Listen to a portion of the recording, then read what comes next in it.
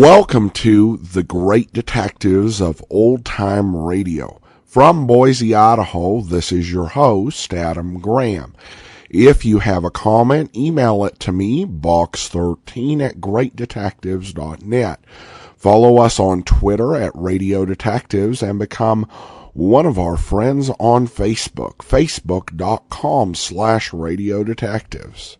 With Valentine's Day coming up, I'd encourage you to go to my wife's business, ashira.greatdetectives.net, where you'll find a wide variety of different hair clips, hairpins, and headbands. They make great Valentine's Day gifts, and there's a wide variety of different styles to suit the needs of most women, as well as a wide variety of different sizes to suit different hairstyles.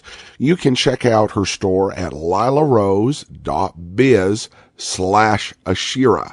That's LILLA rose.biz/ASHIRA. Well, now it's time for today's episode of It's a Crime, Mr. Collins. The original air date is April the 29th of 1957, and the title is White Plumes, Red Blood. The crime, Mr. Collins. Hello, Jack. Tell me, Mrs. Collins, where were you two this time? This adventure, Jack, took place down south, outside of New Orleans. I call the story White Plumes, Red Blood. And it occurred in a small town on the Mississippi. Any psychologist will tell you there's a fascinating connection between the human equation and the weather. Greg and I were staying over in this southern town. We were ready to go on to New Orleans. It was devilishly hot, it was sticky and humid, and our clothes were damp. Hot weather's tied up with crime. The graph line shoots up when the mercury does. We were in our hotel room. Our grips were packed. I'll get it. Hello? Mr. Collins? Yeah? My name's Roland. I'm the Commissioner of Health. Yes, Mr. Rowan. I understand you're a private detective. That's right. I've just got to see you, sir. Right away. My wife and I were just leaving town. Well, this won't take long. And you might save someone's life. Why don't you go to the police? I have my reasons. I have space on the 840 plane, though. Could you just meet me for 5 minutes? Well, Might be worth $500 to you. Where are you? You meet me at, well, there's a bar down by the waterfront. It's called Jimmy's. I'll be waiting there. It's on River Avenue. How'll I know you? Well, I'm kind of short, kind of stout. Wearing a gray suit, straw hat. I'll be there in 10 minutes. Now, don't fail me now. Someone may be killed. I'll see you at Jimmy's. Bye. Bye. Got another case? Uh-huh. Where are you going? The waterfront, a dive named Jimmy's. Take me with you? No. Oh, why not, Greg? They say the waterfront in this paradise of the Old South is a good place to cash in on your life insurance. I waited in our hotel room. Greg ambled down to the docks. It was pitch black. He strolled on the narrow cobblestone streets, past the silhouette of river barges. Greg saw a filthy corner bar room where a broken sign announced that this pest hole was Jimmy's. He walked in. It was deserted, except for the bartender and a short, stout man sitting at a corner table. Commissioner Rowland? Yes. You Collins? That's right. I'm sorry to have made you come here, but it's out of the way.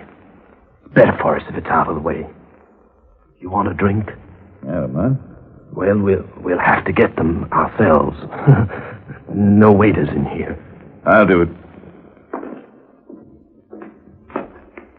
Bartender? Yeah? Silver Fist. How about your friend?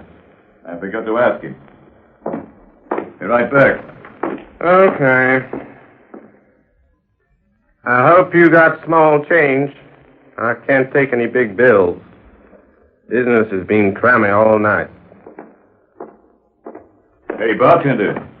Well, did you ask him? Uh-huh. What'll you have to drink? He's not thirsty anymore. Somebody just threw a knife into him. Commissioner of Health Rowland had a knife in his heart. Someone had thrown it through the open window in Jimmy's bar. But keep your ears pinned, friends. We'll be back in a minute with more of our story.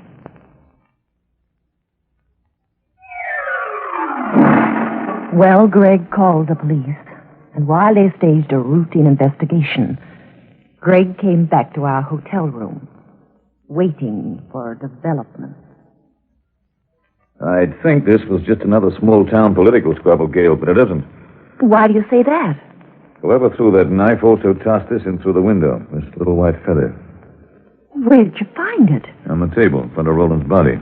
Holding evidence from the police, huh? Temporarily. By the time they get through with the red tape, we might have the answer to the $64 question. Think there are any fingerprints on it? No, the killer wouldn't be that stupid. What do you think it means? Well, it's a corny thing to do. Very melodramatic. I'd say it means the killer's off his trolley. Eccentric. Come in. Mr. Collins? Right. I'm Don Martin, secretary to Mayor Randall. Oh, come in, won't you? This is my wife, Gail. How do you do? Hello. The mayor would like to see you. He says he wants you on this case personally. Let me say why. Not to me, but he made it clear why it's so urgent. He said Yeah? he thinks Roland's death was only the first in a series.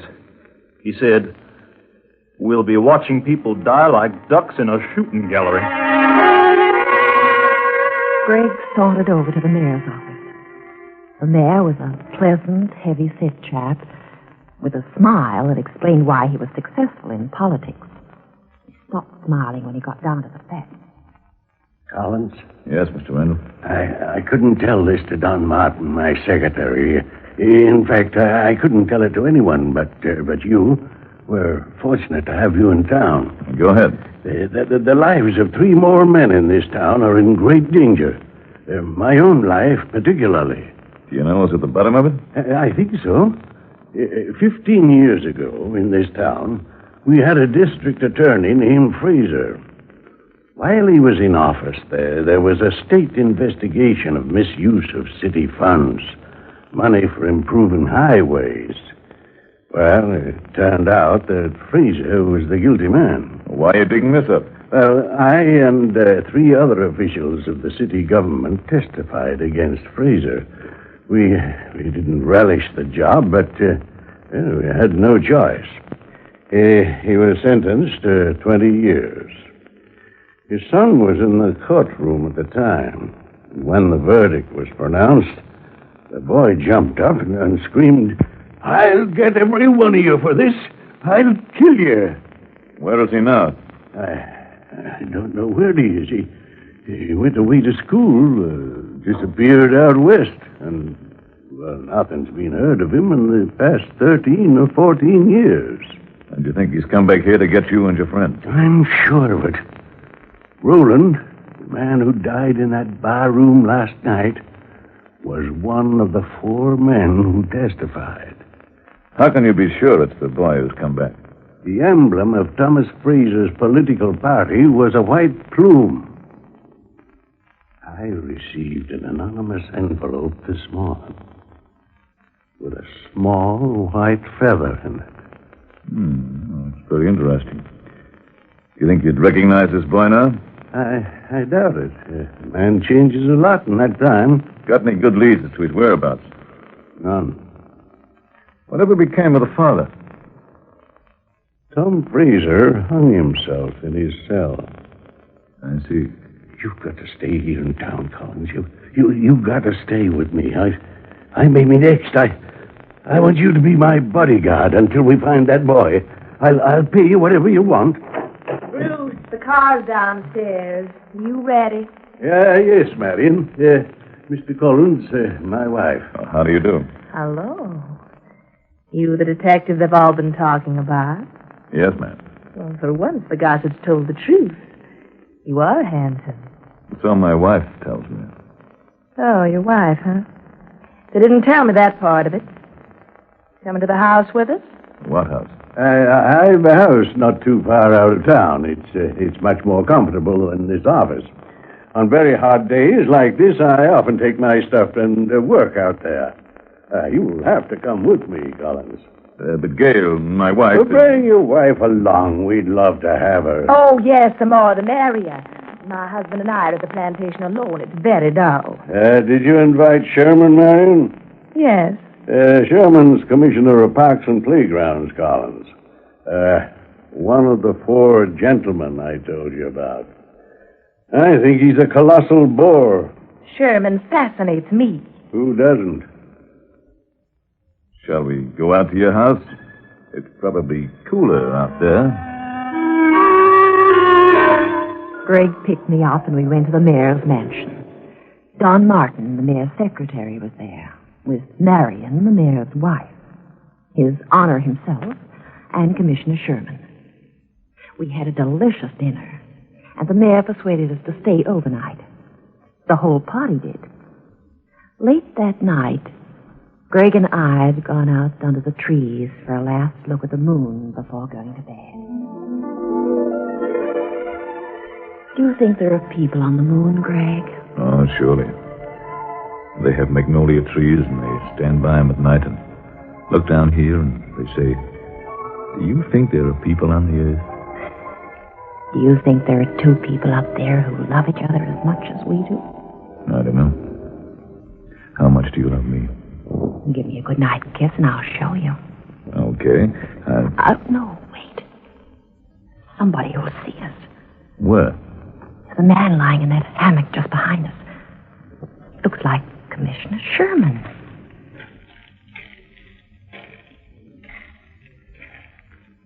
Yeah, it is Sherman. But he won't mind. Why not? He's dead. Greg was right. He could see a long knife sticking into Sherman's back. Of course, in the dead commissioner's lap, there was a white feather. The second of the 4 politicians was gone. The next morning, the mayor, who'd surrounded himself with a dozen policemen and kept nervously fingering the white feather he'd received, sent for Greg. I can't stand this much longer, Collins. Only 2 of us are left. Myself and Victor Dundas. He's our controller. He was the 4th man in the crowd. Mr. Mayor, this note came for you. It's from Vic Dundas. Thank you, Don. What's it say? Vic says he received a white feather. I'll try to get him on the phone.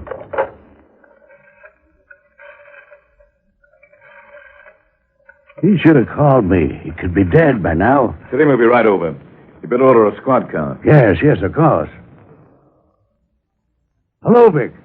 Oh, it's good to hear your voice. You all right? I got your note. Why didn't you call me? I'd have sent a police car. Vic, don't leave your apartment. Lock the door. Don't answer the phone. Keep away from the windows. I'm on my way over with Greg Collins. We'll be there in less than 5 minutes, right? Bye. Come on, Collins. Greg and the mayor ran to a police car and tore up those cobblestone streets as though they were in a jet-propelled rocket. When they reached Victor Dundas's apartment, they pushed the door open and rushed in. There's your friend Victor, Mr. Mayor. On the floor of his bedroom. Victor? Sliced up like a Christmas turkey. And with the usual trimmings. The long knife and the white feather. Don't go away. In just a moment, we'll bring you the climax of the case.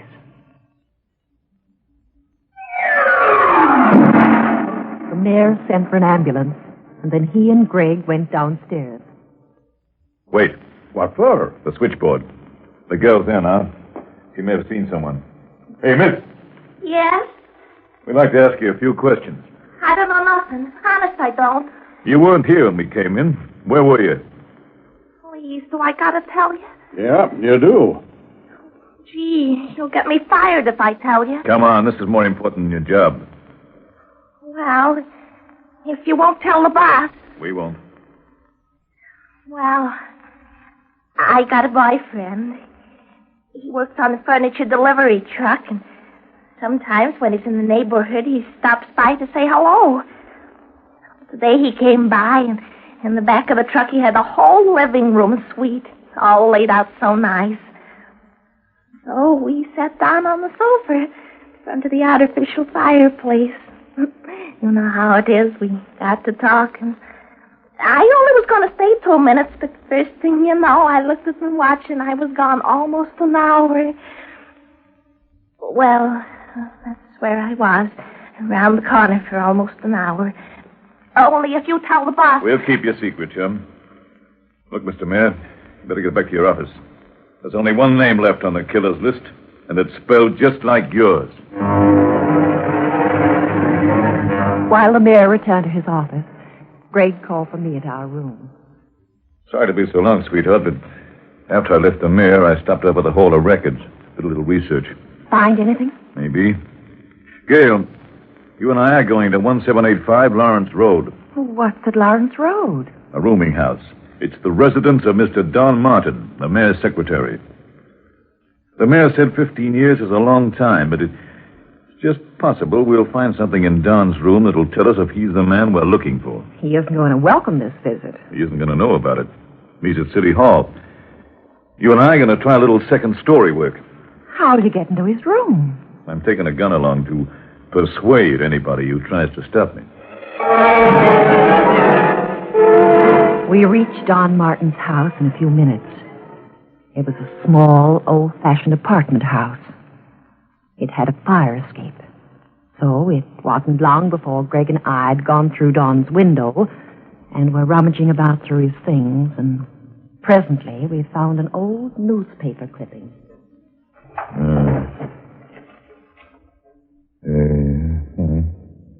This is from a law journal. What's it say, Greg? It's a report of a name change. At a special term of the Supreme Court of the state, held in and for the county of Tilton, present, Honorable John H. Carter, Justice, in the matter of the application of Howard Fraser for leave to assume the name of Donald Martin. That's it, Greg. Don is Fraser's son. Now, wait a minute. The court being satisfied by said petition that there is no reasonable objection to the petitioner assuming the name proposed. Don's the boy who swore he'd kill all 4 of those men. Oh, come on, we better find him. He's at City Hall with the mayor, who's the 4th man on the list. Greg and I hopped into a cab and came running into City Hall. As we dashed into the mayor's office... Mrs. Randall. Yes, Mr. Collins. Oh, Mrs. Randall. Oh, where's your husband? Where's the mayor? Gone out. Why? Mrs. Randall, your husband's secretary, Don Martin, is actually Howard Fraser, son of the district attorney. He's what? I have the evidence here in my hand. Now, we've got to find your husband and tell him.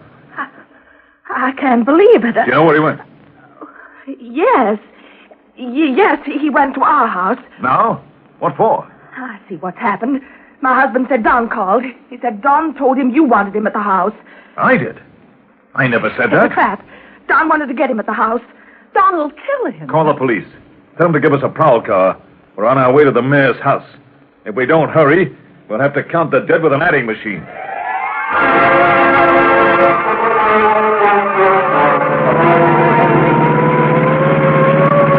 We'll be too late.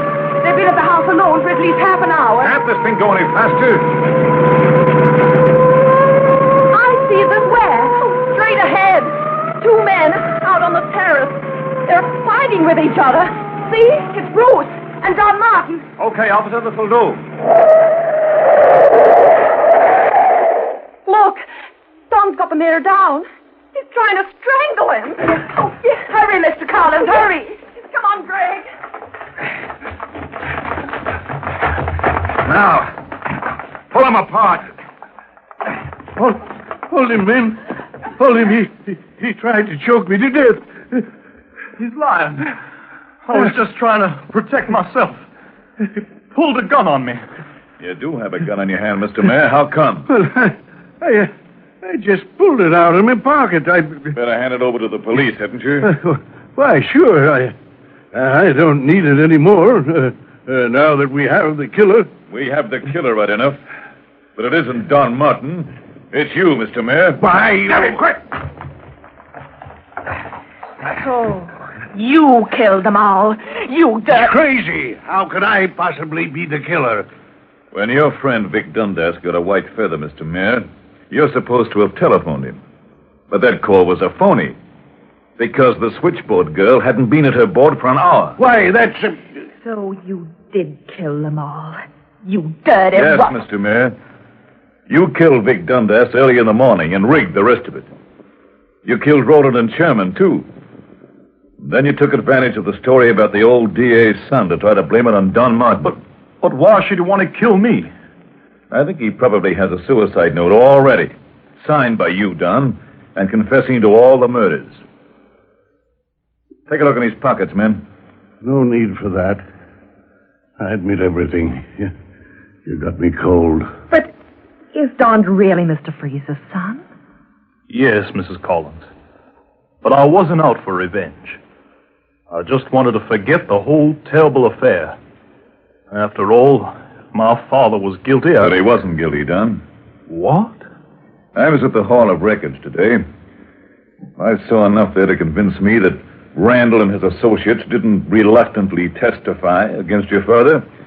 They framed him. Yes, of course. I see it all now. I know why he killed those other three. He wanted all the profits for himself. Is that right, Randall? We had a deal. Some of them wanted bigger cuts. I stood to make a $250,000 if I got rid of the others. Put him in the police car, men. And don't give him any chance to commit suicide. No, keep him alive. I want to see him on trial.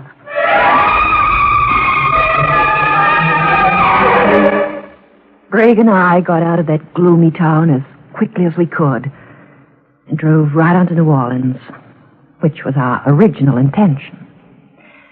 We were driving through the Southwest on a kind of vacation. And this was a violent interruption. Of course, in New Orleans, we listened to boogie piano on Bourbon Street, had Pompano at Antoine's, and we were strolling back to the hotel one night, sort of ambling through the French Quarter.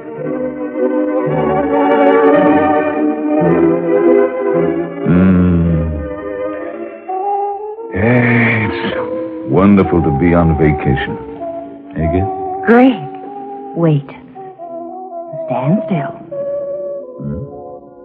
Remember the night at the mayor's plantation? When we talked about the people on the moon? Yes, ma'am. You started to kiss me, but we were interrupted. You never finished. Well, I'd better call the meeting to order then and take up the unfinished business.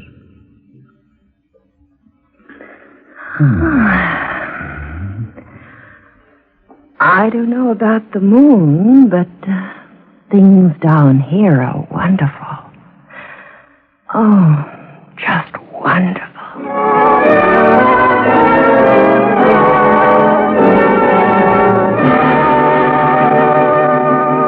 Footnote to the story. If you're interested in astronomy, there are two ways to study the moon. One is with a textbook and a telescope. Then there's the other way. Don't go away. In just a moment, we'll be back with you.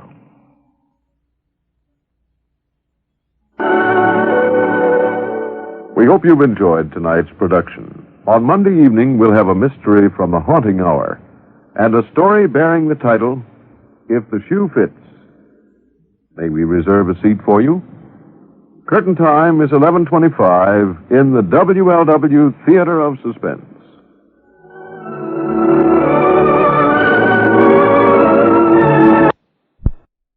Welcome back. One of Greg's big characteristics is just the casual way in which he informs people that a murder's happened. You know, some detectives, you get sort of elevated and it's like the excitement is rising, but not him. He'll just say it so casually and so matter-of-factly. Waiter comes up to his table.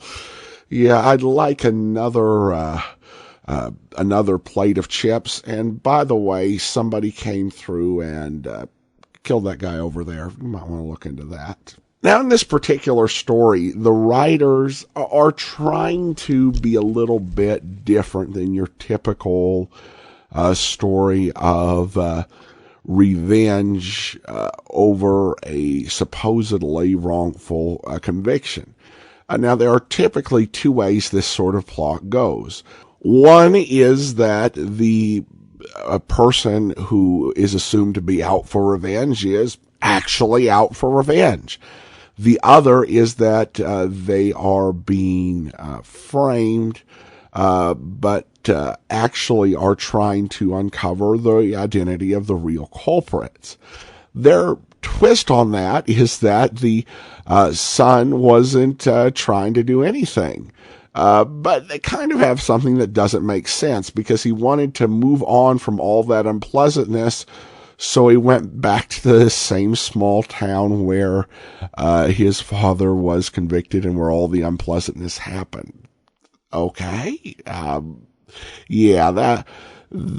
think the way that they did the twist on that, it just leaves a lot of motivation for what the son did, just not making a whole lot of sense. I want to go ahead and thank our Patreon supporter of the day. Thank you so much to Oliver. Oliver's been one of our Patreon supporters since May. Thank you so much for your support, Oliver. And that will do it for today. Join us back here tomorrow for Rocky Jordan. Next Tuesday, another episode of It's a Crime, Mr. Collins. In the meantime, send your comments to box13@greatdetectives.net. Follow us on Twitter at Radio Detectives and become one of our friends on Facebook, facebook.com/Radio Detectives. From Boise, Idaho, this is your host, Adam Graham, signing off.